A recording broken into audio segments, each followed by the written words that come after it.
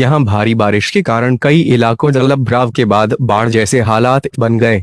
यहाँ पिछले 24 घंटों में करीब 18 सेंटीमीटर बारिश रिकॉर्ड की गई। इसका यातायात पर भी बुरा प्रभाव पड़ा है।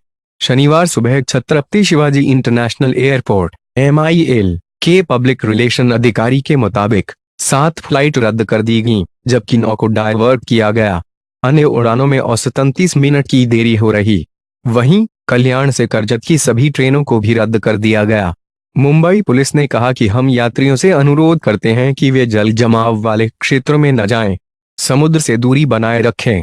किसी भी मदद के लिए हमें 100 नंबर पर फोन करें। एयरपोर्ट के अधिकारी ने कहा, खराब मौसम के कारण विजिबिलिटी कम होने से उड़ानों पर प्रभाव पड़ा है।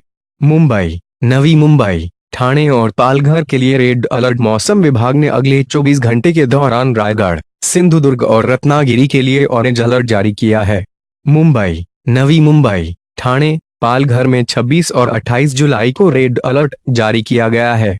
अगले 4 घंटों में ठाणे, रायगढ़ और मुंबई में 50 से 60 किलोमीटर प्रति घंटे की रफ्तार से हवाएं चलने की संभावना है। प्रशासन ने लोगों को समुद्र और पानी भरे हुए इलाकों से दूर रहने की सलाह दी है। पूरी मुंबई पानी में डूब गई थी। 26 जुलाई 2005 को हुई बारिश में मुंबई में 400 से अधिक लोगों की मौत हुई थी। औद्योगिक इकाइयों समेत एयरपोर्ट और बंदरगाह कई दिनों तक बंद कर दिए गए थे। पूरा शहर पानी में डूब गया था। करीब 550 करोड़ रुपए की संपत्ति का नुकसान पहुंचा था।